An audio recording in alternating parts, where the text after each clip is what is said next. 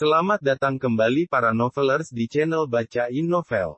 Kali ini Mimin akan lanjutin kembali bacain alur cerita novel, Fernando Menantu Kaya Raya, sambungan dari video sebelumnya. Tapi sebelum itu, jangan lupa bagi yang belum subscribe silahkan di-subscribe, agar Mimin makin semangat upload alur cerita novelnya. Dan jangan lupa juga, aktifkan tombol loncengnya agar kalian tidak ketinggalan update terbaru dari channel ini. Selamat menikmati alur ceritanya. Bab 84. Aku sedang bersiap membuka bank, Abidin berkata dengan enteng, membuka bank. Setelah perkataan ini dilontarkan, suara guntur seolah terdengar dan semua orang menjadi heboh. Ini sungguh luar biasa, membuka bank. Beberapa teman gemetar karena terkejut, mata mereka membulat. Abidin, kamu sangat luar biasa. Baru saja lulus 1 tahun, tapi sudah bisa membuka bank. Gila, umur kita sama, tapi kenapa perbedaannya begitu besar? Aku merasa sangat payah. Aku bekerja di pabrik dan 1 bulan hanya mendapat 6-8 juta, sedangkan temanku akan membuka bank. Semua orang terkejut, perasaan tidak berdaya muncul di hati mereka, perbedaan di antara mereka terlalu besar. Bahkan jika mereka berjuang selama puluhan tahun pun, mereka tidak dapat menyamai Abidin sedikit pun. Ketika para teman wanita mendengar ini, mata mereka berbinar, kedua kaki mereka lemas dan jantung mereka berdebar-debar, mereka mendekat ke sisi Abidin. Abidin, apakah kamu punya pacar? Apa pendapatmu tentang aku? Bisakah aku menjadi pacarmu? Aku bisa mencuci dan memasak, semua pekerjaan rumah tangga juga bisa. Cih, lupakan saja, siapa yang tidak tahu cara mencuci dan memasak? Ada 1 orang yang meremehkan. Pacar Abidin setidaknya harus bisa membantunya dalam bisnis, misalnya Sarah, bukankah dia akuntan? Aku rasa dia yang paling cocok menjadi pacar Abidin dan membantunya mengurus keuangan. Abidin tersenyum tak berdaya. Sebenarnya, membuka bank tidak sehebat yang kalian pikirkan, lagi pula bank ini dibuka dengan kerja sama antara 3 pihak, terdiri dari Bank BUMN, PT Nando Jaya, dan keluarga kami. Bank BUMN punya saham terbesar, disusul PT Nando Jaya, dan keluarga kami punya bagian paling kecil, sekitar 20%. Abidin melanjutkan, nama bank telah ditentukan, namanya Bank Pembangunan Lautan Timur, bank milik negara, sedangkan aku menjabat sebagai presiden bank. Tentu saja, semua keputusan besar harus dibuat oleh dewan direksi. Presiden bank juga merupakan sesuatu yang luar biasa. Ya, bila melihat orang seumuran kita di kota Lautan Timur, berapa banyak orang yang dapat duduk di posisi presiden bank seperti Abidin? Luar biasa. Semua orang berlomba-lomba mengacungkan jempol pada Abidin dengan rasa iri di mata mereka. Abidin, ceritakan tentang sejarah keluargamu, beri kami sedikit motivasi untuk berjuang, kata seorang teman. Tidak ada yang bisa diceritakan, ketika ayahku masih muda, dia pergi ke Laut Timur dan mendapat bantuan dari konglomerat, karena itulah ayahku memiliki statusnya saat ini. Abidin bercerita dengan tidak begitu jelas. Konglomerat yang mana? Seorang teman tidak bisa menahan diri untuk tidak bertanya. Halim Gelsa, kata Abidin. Halim wilayah timur. 10 tahun yang lalu, Halim menduduki peringkat ke-10 dalam daftar orang terkaya Harun. Semua orang yang hadir menjadi gempar. Kebanyakan dari mereka belajar keuangan, dan pekerjaan mereka juga berhubungan dengan keuangan, mereka mengenali daftar ini dengan baik. Mendengar nama ini, semua orang menganga lebar dan mata mereka membulat, tidak disangka ayah Abidin mempunyai hubungan dengan Halim. Siapa itu Halim? Seorang teman bertanya dengan penasaran, dia belum pernah mendengar nama itu. Setelah lulus, dia pulang untuk bekerja sebagai juru tulis dan tidak mengerti dunia keuangan sama sekali. Halim adalah penguasa manufaktur di wilayah timur. 10 tahun lalu, seseorang menjelaskan. Industri yang ada di bawah tangannya, termasuk pertambangan, baja, batu bara, pengolahan dan transportasi, ada banyak sekali. Di seluruh wilayah timur, Selama ada hubungannya dengan manufaktur, pasti ada nama Halim di belakangnya. 10 tahun lalu Halim juga menduduki peringkat ke-10 daftar orang terkaya Harun, dengan aset 100 triliun. Kalau dipikir-pikir, jumlah 100 triliun pada masa 10 tahun yang lalu, ditambah dengan inflasi yang begitu dahsyat, setidaknya itu setara ribuan triliun pada masa kini. Ribuan triliun. Mereka semua begitu kaget hingga hampir terduduk di lantai, angka ini sangat menakutkan. Tapi 10 tahun lalu, krisis keuangan global meletus, semua industri, terutama manufaktur, sangatlah terpukul. Pabrik bangkrut, para pekerja di PHK, seluruh industri manufaktur nasional sangat lesu dan menyedihkan, seorang teman menyentuh dagunya dan bertanya-tanya. Tahun itu, mereka yang menjadi pemain besar di industri manufaktur telah keluar dari daftar orang terkaya Harun karena aset yang tidak mencukupi, bahkan ada yang mendapat terlalu banyak tekanan dan bunuh diri dengan melompat dari gedung. Hanya Halim yang berdiri teguh dan tetap berada di daftar, meskipun dia turun ke peringkat 50, tapi setelah melalui semua kejadian itu, dia masih bertahan di daftar orang terkaya. Itu adalah hal yang sangat aneh. Oh, aku tidak menyangka kamu mengetahui rahasia ini. Abidin menatap temannya dengan terkejut, dia kemudian berkata, aku mendengar dari ayahku, Halim mendapat sejumlah besar uang untuk merevitalisasi bisnisnya dari entah siapa. Kalau tidak, jangankan berada dalam daftar, dia pasti akan bangkrut. Tapi dari mana sumber dana tersebut berasal, tidak ada yang tahu. Tampaknya Halim juga mendapatkan bantuan dari konglomerat. Ya, tapi siapa konglomerat itu, tidak ada yang tahu. Abidin menggelengkan kepalanya dan melanjutkan. Sekarang Halim tinggal di Gunung Idaman Awan, biasanya ayahku akan menyiapkan hadiah dan mengunjunginya sebagai ucapan terima kasih atas bantuannya saat itu. Gunung Idaman Awan. Beberapa waktu lalu ada orang kaya misterius yang membeli villa di Gunung Idaman Awan dengan harga setinggi langit, sekitar 174 miliar. Ya, Abidin mengangguk. 174 miliar, aku mungkin baru bisa mendapatkan uang sebanyak itu setelah melewati beberapa tahun kehidupan. Iri sekali rasanya, aku tidak tahu bagaimana rasanya tinggal di tempat seperti itu.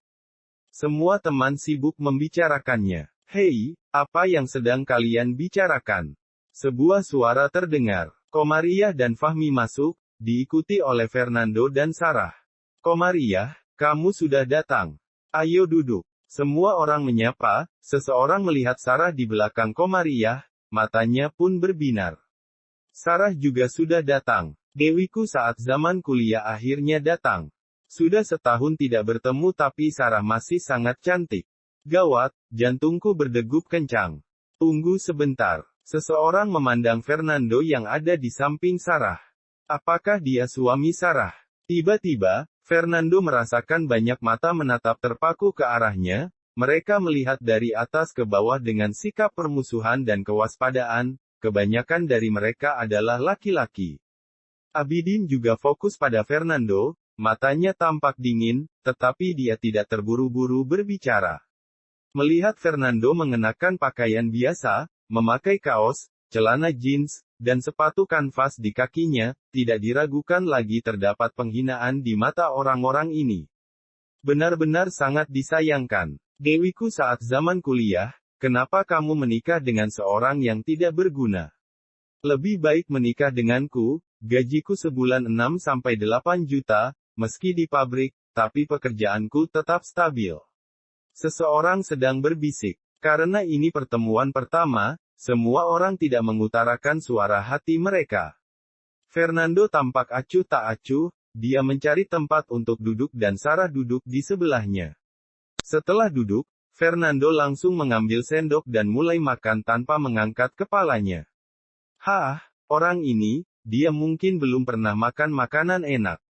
Dia langsung makan begitu dia duduk. Ya, dari mana orang kampungan ini berasal? Harga satu hidangan di Hotel Suprema, dimulai dari 600.000, kurasa pemuda ini belum pernah makan makanan seenak ini.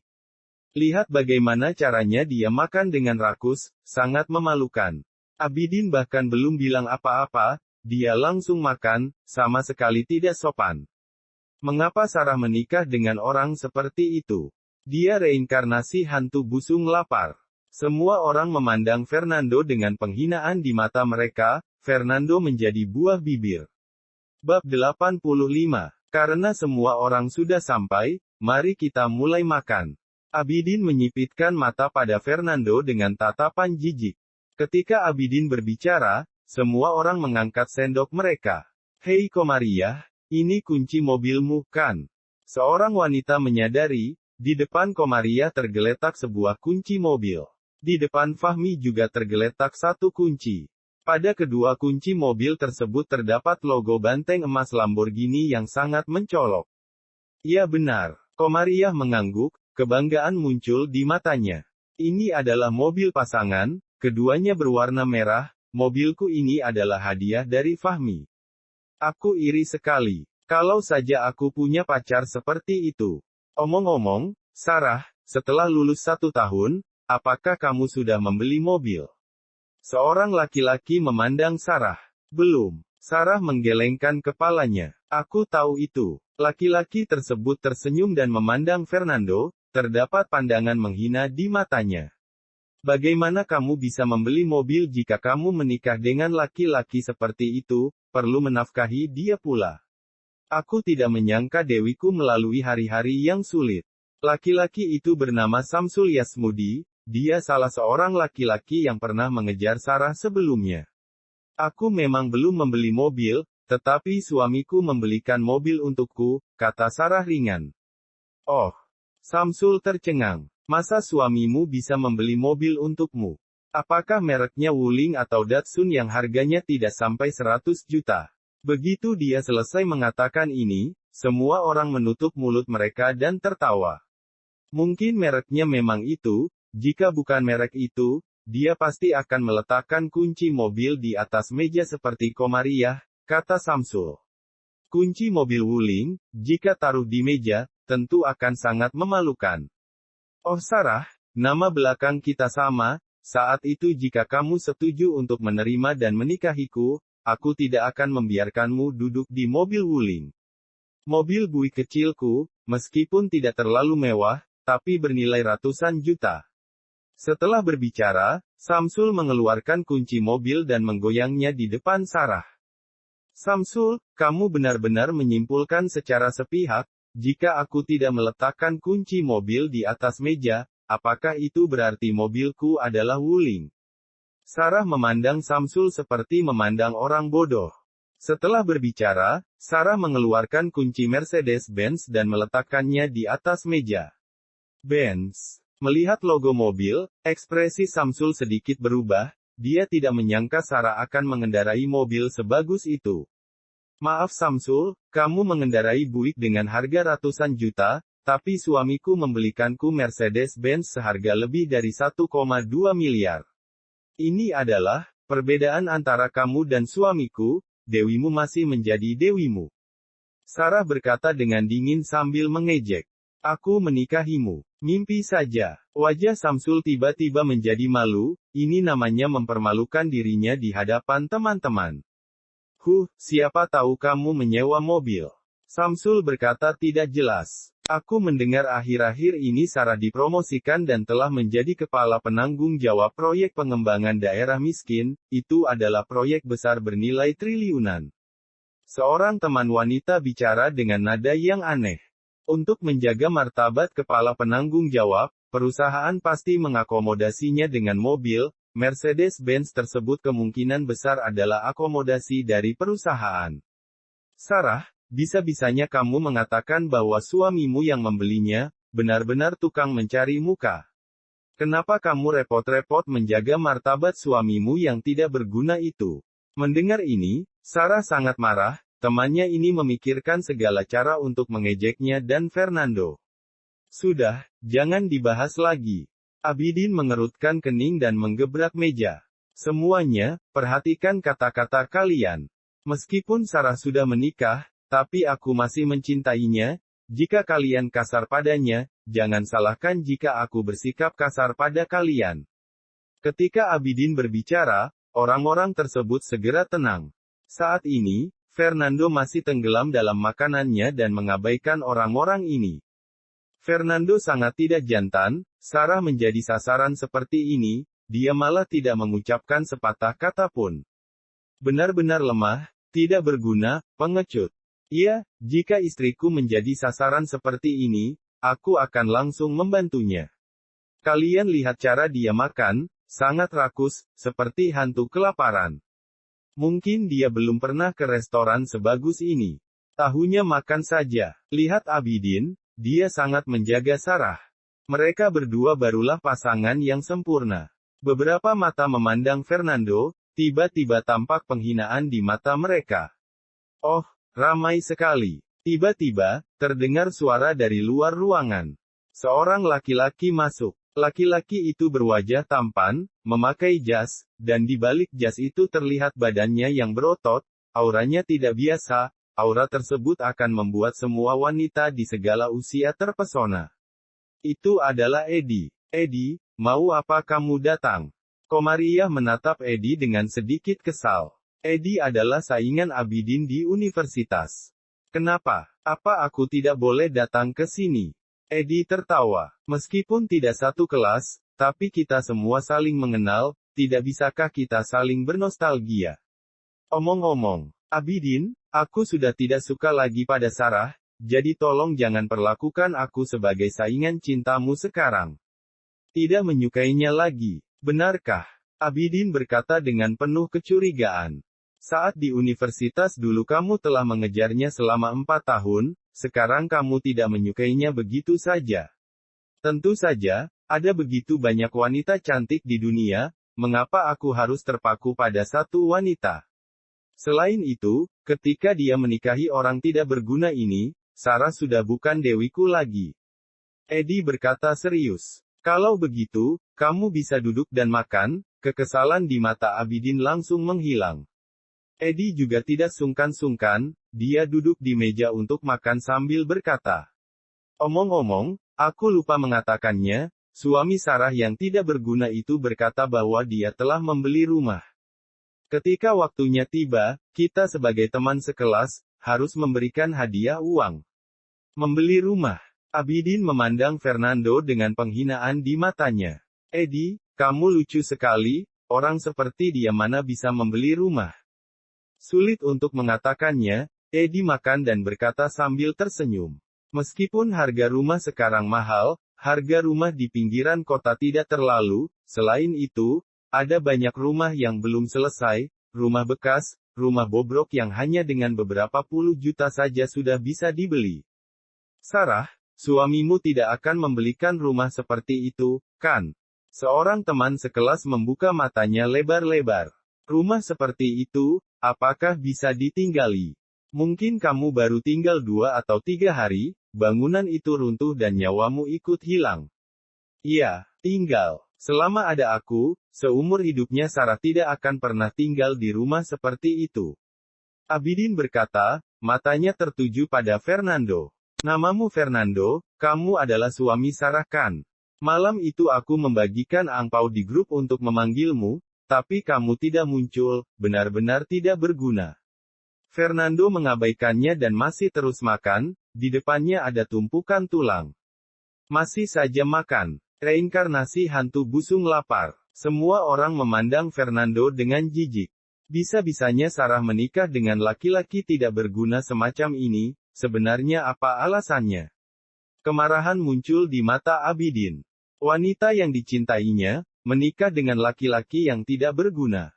Hal tersebut membuat Abidin merasa dia kalah dari orang tidak berguna ini. Fernando, sekarang aku akan memberimu pilihan. Abidin berkata dengan dingin, dia melemparkan sesuatu dan sebuah kartu jatuh di atas meja di depan Fernando. Ada 10 miliar di dalam kartu, kamu ambil uang itu lalu bercerai dengan Sarah, pergilah yang jauh. Uang 10 miliar adalah uang yang tidak bisa kamu hasilkan bahkan sampai kamu mati pun. Bab 86. Dengan uang ini, cukup bagimu untuk mencari kabupaten kecil dan istri yang cantik, lalu menghabiskan seumur hidupmu. Aku hanya punya satu permintaan, menjauhlah dari Sarah.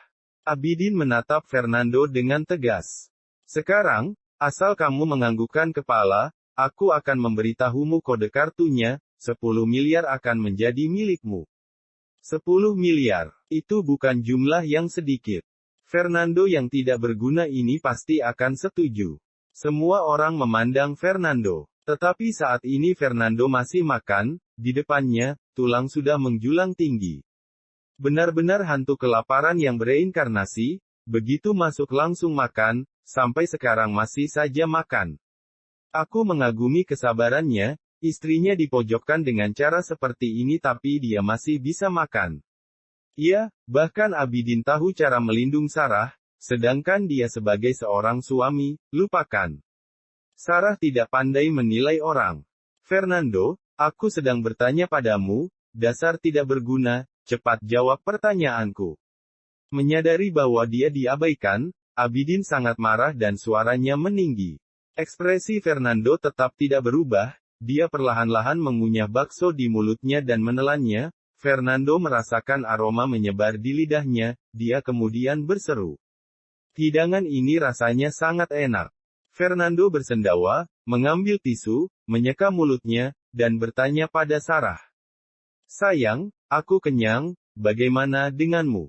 Aku juga kenyang. Sarah meletakkan sendoknya, sejak awal dia tidak memiliki nafsu makan. Mendengar maksud perkataan Fernando, Sarah pun bersiap untuk pulang. Sarah tidak ingin tinggal di sini sedetik pun.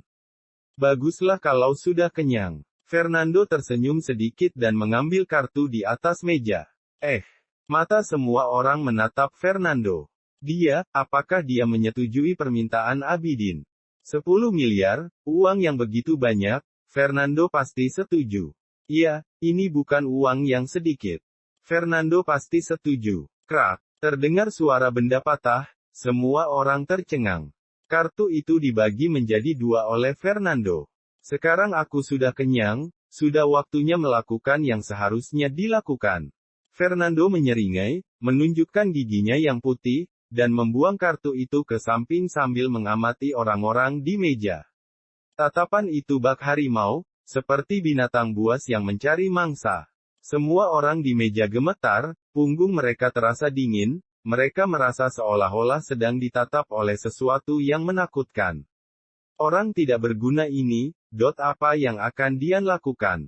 Pada saat berikutnya, mata Fernando tertuju pada Samsul. Dimulai dari kamu. Fernando menyeringai, tangannya yang putih meraih ke depan.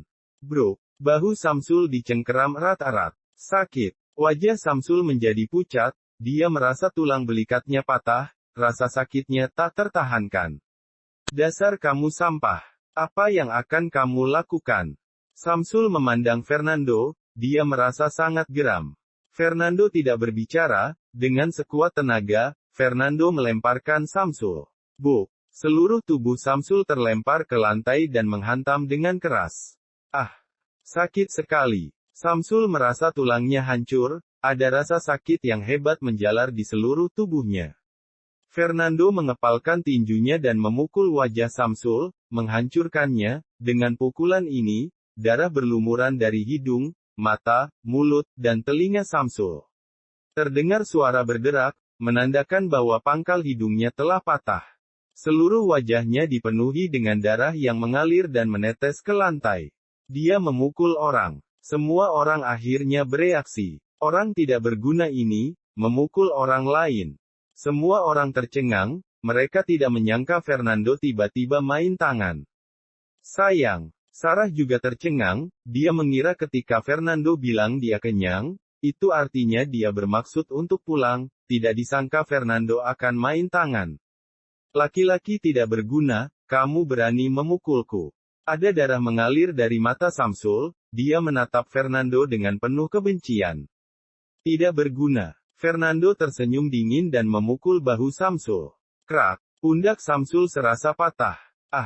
Sakit sekali. Samsul melolong dengan nelangsa dan kesakitan, pria itu terbaring di lantai dan tidak bisa bergerak. Fernando menginjak perut Samsul, semua makanan yang baru saja dia makan dimuntahkan. Sekarang, bagaimana rasanya diinjak-injak di telapak kaki orang yang tidak berguna ini? Fernando merendahkan sambil menatap Samsul dengan sinis. Pakai menanyakan apakah istriku sudah membeli mobil, istriku beli mobil atau tidak, apa urusannya denganmu? Bu. Fernando menendang lagi dan menginjak tulang belikat Samsul yang satunya. Krak. Tulang belikat Samsul seakan hancur. Ah. Samsul berteriak lagi. Kamu hanya mengendarai buik jelek senilai ratusan juta, berani-beraninya kamu pamer di depanku dan istriku. Anjing yang tidak tahu diri. Kamu benar-benar buta. Mata Fernando dipenuhi dengan ejekan. Pada saat ini, Samsul bahkan tidak memiliki kekuatan untuk mengatakan apapun, dia merasakan sakit di setiap bagian tubuhnya, membuatnya tidak dapat mengerahkan kekuatan. Fernando menarik kakinya dan melihat ke sekeliling meja lagi. Kamu, apa lagi yang mau kamu lakukan? Melihat tatapan Fernando, semua orang gemetar sekali lagi. Kamu telah melukai Samsul, apa lagi yang mau kamu lakukan? Beberapa wanita kakinya terasa lemas begitu ditatap Fernando, hati mereka sangat ketakutan. Pada akhirnya, tatapan Fernando tertuju pada seorang wanita.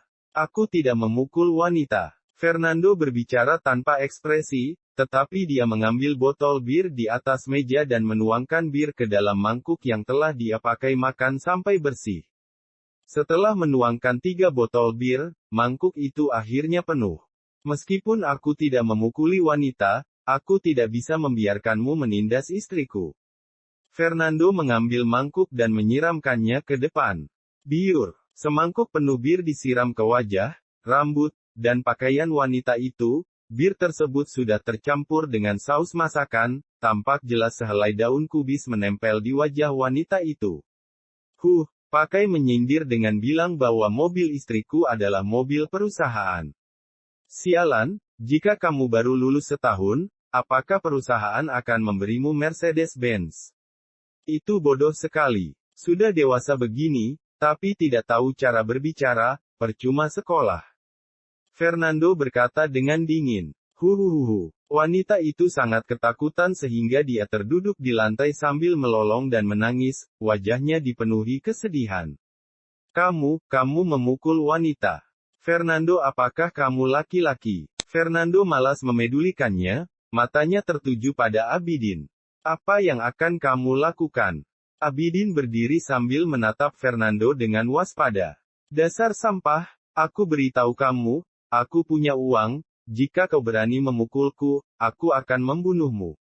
Mau membunuhku? Memangnya kamu itu apa? Fernando mengutuk, dia mengambil kartu yang telah dia belah menjadi 2, menggenggamnya di tangan, kemudian meremasnya dengan keras. Krak-krak terdengar suara benda pecah. Kartu itu dihancurkan oleh Fernando. Fernando memasukkan kartu yang rusak ke dalam mangkuk, menuangkan anggur putih, dan berjalan berkeliling dengan mangkuk menuju Abidin. Sampah, apa yang mau kamu lakukan? Melihat kartu yang rusak di mangkuk, Abidin panik, suaranya bergetar, dia terus mundur dan setelah beberapa saat, Abidin terpojok ke sudut. Kamu bertanya aku mau apa? Aku mau mentraktir kamu minum. Fernando tersenyum dingin dan menendangkan kaki kanannya. Abidin ditendang sampai terjatuh ke lantai. Tangan besar Fernando, seperti penjepit besi, meraih dagu Abidin dan dengan paksa membuka mulut Abidin. Abidin berjuang untuk membebaskan diri, tetapi tidak berhasil. Kamu punya uang benar. 10 miliar, benar. Apa menurutmu aku kekurangan uang? Kamu juga membagikan angpau di grup, benar. Kamu juga menyuruhku bercerai, memangnya kamu ini siapa? Sekarang aku kembalikan semua uangnya. Fernando menuang isi mangkuk, anggur putih dan pecahan kartu tersebut dituangkan ke mulut Abidin. Bersambung ke bab 87. Terima kasih sudah setia di channel ini. Sampai jumpa pada bab selanjutnya.